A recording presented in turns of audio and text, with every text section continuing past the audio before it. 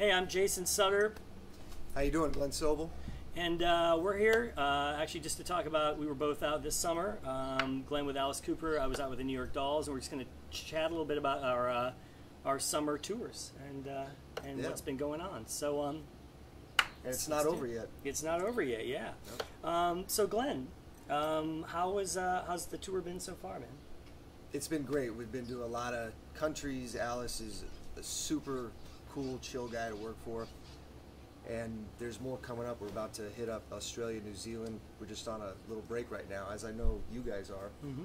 We're going to be seeing each other in October in England. Yeah, definitely. We're going to get to put both bands together, and hopefully both drum sets, and have one giant drum set.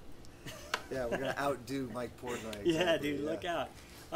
Yeah, what's it like? I mean, for you, you know, the significance with obviously with both these bands. You know, they're both bands that kind of wrote the, wrote the book as far as punk rock, what led to metal, what led to, they were the first, as far as the theatrics and glam, I guess, if you would say. I mean, what's it like for you walking into this, this amazing kind of, iconic band?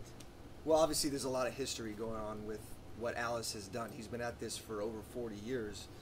And you sometimes forget on something like that so many acts have kind of based themselves directly or indirectly on what someone like him has done with the theatrics and the aspect of putting on an actual show, not just getting up and playing your instruments and standing there, but actually adding this element of spectacle and glam. Definitely, there was a real big glam part of what Alice did in the 70s, and so that's really influenced a lot of people. And it's like I said, I forget that sometimes. Yeah. You see something, it's like, oh, that's been done, but wait, this is the first guy. Yeah, I mean, he was the first, and I think it's kind of interesting that we're both playing with these bands that, back at like Max's Kansas City in the very earliest 70s, they were both kind of hanging out together and fraternizing, and there's got to be all kinds of stories. Yeah, together, the connection. I think it's just wild that both those bands, obviously the Dolls with makeup and the hair and everything were the first, and Alice Cooper with the with the theatrics and the guillotine and all that.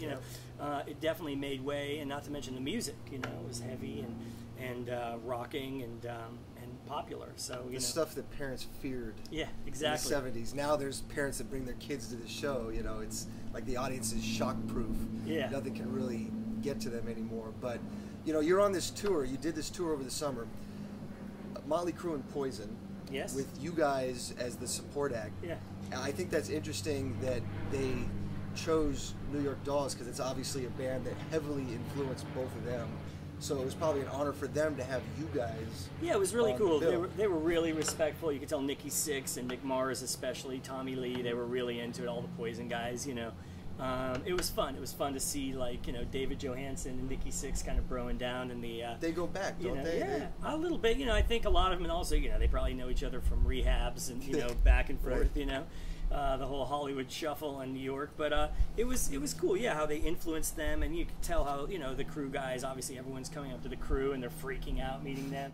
Let me ask you this: like, a lot of people always say, God, you're on a rock and roll tour, you're in a rock and roll band. It's like, God, I would do anything. I'm a banker, or I'm a whatever. They grab you in a bar and they say, I'd do anything to have your job or to do what you do. And I don't know about you, but I mean, it's funny. We've both been doing this for a while, and it's like, it's not an easy gig. And I don't think a lot of people realize it's not all chicks and rock, sex, and drugs and rock and roll. It's a lot of work, and it's not for everybody. It's a very weird lifestyle. I think people, they see the glamorous side, whatever that is to them. They see the show and maybe the after show hang, but they're not seeing the stuff that we really get paid for, which is the other 22.5 hours of the day, the traveling, and when you're going through Europe and you're doing a lot of flying, that can really wear you down. And then you got to play a show.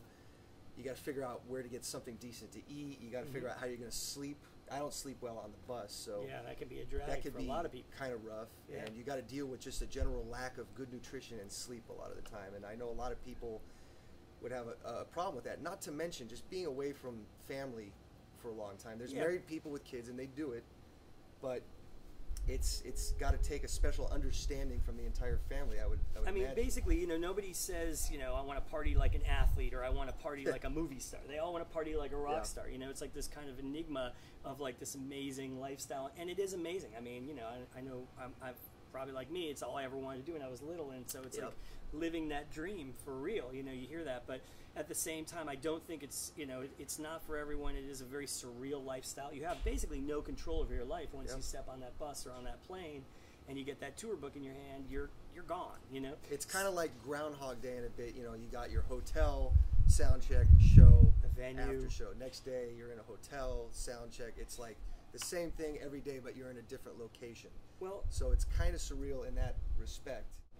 so anyway, so positives and negatives of the are things that you weren't planning on for the tour. What are some others? Well, positives, it was just great being out and getting to meet all these different bands and different people. You realize, like, we're opening for Iron Maiden in a few countries, and I didn't realize at the end of the show, hey, they're watching from the side of the stage, you know, and it's that kind of thing where you get to bro down with some guys that you might have grown up listening to. It was kind of a thrill in that respect, so that's always a great thing. Mm-hmm.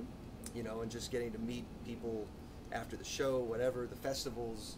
Yeah. It was great. You know, what about you? You got I mean, for me, lowlights and highlights? Well, the highlights were, you know, obviously getting to play with the New York Dolls, who I'm a huge fan of, and I totally respect their contribution, and you know, it's something I never miss a show, and so that was amazing. My buddy Brian Delaney, who normally does the gig, you know, to be able to let me do that, you know, he's the drummer on the gig. Yeah, that he's was doing the drummer it on the before. gig, and I was doing it this summer, you know, because he couldn't do it. So, but so you know, it was cool to be able to, you know, get in there and, you know, just to play with them. That was a bonus. But on top of that, you know, it was great. The guitarist Earl Slick played with David Bowie and John Lennon, and, you know, numerous, you know, played with Bowie in '74 and Diamond Dogs, starting in that tour. So A lot of history. yeah, Wow. so to get to kind of play with someone like that, of that caliber and history, that was amazing, and we totally hit it off and connected. That was great. Kenny Aronson played bass, so it was like, you know, not only was it Sylvain and David Johansen from the original Dolls, but these other two great players that I probably would never have kind of come in contact with. What I always love is when you go out on a tour like this, where you have a bunch of bands, either be a festival tour that, you know, like a package tour like Linkin Park I got to do with Cornell once, Oh, right, yeah. Project Revolution, Yeah. which was like 15 bands. But what's cool is early on those tours, they'll throw a big party. And so everybody kind of gets to meet each other and break the ice, you know, because otherwise Sure. everybody's kind of doing their thing, and it could take up to a month on a 2-month tour before you actually get to meet somebody. Yeah, the ice needs to definitely get broken Yeah, on things like that. because but everyone's kind of, you party know, helps for sure. yeah, a party can help, Yeah. because otherwise everybody's kind of got their job to do. And so, you know, it's always a bummer when you go on a tour like that where, you know, you don't really get to meet anybody till you're a month and a half in, and then you've only got a month left. Yeah. You know? So I always think it's like great when they do have those parties. And a lot of people don't realize it's not like you just go out on the road and all of a sudden it's one big party and everybody's hanging out. It's not always like that. You know, everyone's got a job to do. You don't see a lot of the That's other right. bands. So it depends, you know. That's why festivals are so much fun, you know, when you get to go out and do that. But With Alice, we don't get on any one package tour for any length of time. He likes to jump around, I guess. So we'll do a couple shows with Def Leppard and Thin Lizzy, and then we'll do a small handful, 4 or 5 shows with like Anvil. That's how it was. So we got to play with all these different people, but it wasn't any long stretches Right. where you really get to, you know people on that level. But it was still great, you know. real quick, Everyone we let me toured with let me was ask really you about great. what if you can run down your gear that you're using on this tour real quick. Been with Mapex 12 years, so using a Saturn kit on this tour. Two 22-inch bass drums, 22 by 18s, and then I got 10, 12, 13, 16, 18, then there's a 16 on the left using their 6.5 by 14 machete snare drum, which just takes your head off. It's a great, great drum, but it's got a lot of sensitivity to it. And I wasn't too sure what's about that. What's the material? What is that made of? It's a steel drum. You know, I first heard that, I'm like, oh, I don't know, that might just be too metal, but no, I got it under the mic, and it was just like the grace notes sounded good, but it was something you can really wail on. It doesn't choke up. Nice. So that's been great. And Sabian cymbals, a lot of 19 and 20-inch Paragon and stage crashes. A legacy ride, which is important for that gig. It's got to have that kind of 70s element of the washy ride. Mm-hmm. Like I always think about the second verse of No More Mr. Nice Guy. The drummer Neil Smith, great drummer that played in the original Alice band. He's on the ride in there, and I kind of listen to that specific section of the song to pick my ride cymbal. So that's been great. 15-inch hats and holy china, which looks cool and sounds great. You know, what about you? What do you got going for this? You know, for me, I'm using all Peisty 2002 cymbals. You know, I use a 22 ride on this tour, which is a little smaller than I normally use. I was going to say, that's a smaller ride for you, right? It's like trashy, you know, and there's a, you know, a lot of wash, like what you're saying, you know, vintage sound, so that worked great. Otherwise, 20-inch mediums for crashes, 15-inch sound edge hats, and then, you know, all Remo heads. Yep, Remo. And basically, I'm really proud of this set. I finally just got to bring this drum set out. It's like called a Legacy Classic. I helped design with Ludwig. That's a newer thing they're making, but they're kind of basing it on some older. Yeah, stuff. it's like That's kind of cool. something I've always wanted them to do, and it's been a while, and finally it all happened. But it's basically a 3-ply shell with mock lugs, and it has the vintage kind of blue olive badge, which is really cool, which they haven't put on a wood drum. Well, I'm really geeking out since here, the but 70s. what's the tom heads, the batter heads on the toms? Coated Ambassador? I'm actually using coated Emperor on the top, and I was using the suede, the the Ambassador blackhead. suedes on the bottom, which is actually they're white suede. That's different. So it's like a light little bit of finish on it. It actually sounded really great, real nice warm vintage sound. But and then a Black Beauty or a chrome over brass 6.5 Ludwig is Nice. what I was using. So so yeah, that's the gear.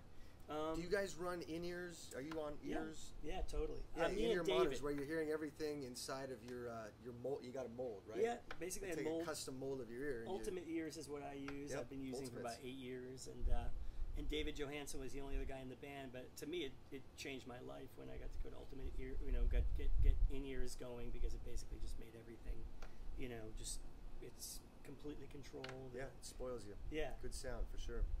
Most of us are on ears.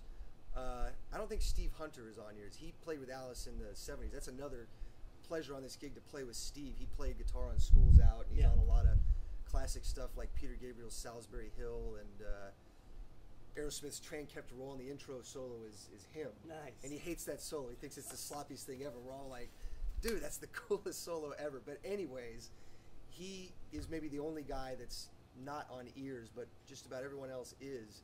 And it makes it so much easier when it comes to sound checking. We're just so over that sometimes. Well, it's amazing how a lot of the old school cats, you know, like Slick and, you know, Kenny in the band I was just in, a lot of the older school cats, they don't get the in-ears. You know, they got to have the monitors. That's understandable. And, you know. It's and then different. you got Mick Mars, who has in-ears and like a million monitors just blasting him at all times, you know, complete surround. Well, you're doing in-ears. Do you have a sub on your drum riser? No, I'm not really into that. You don't deal with that?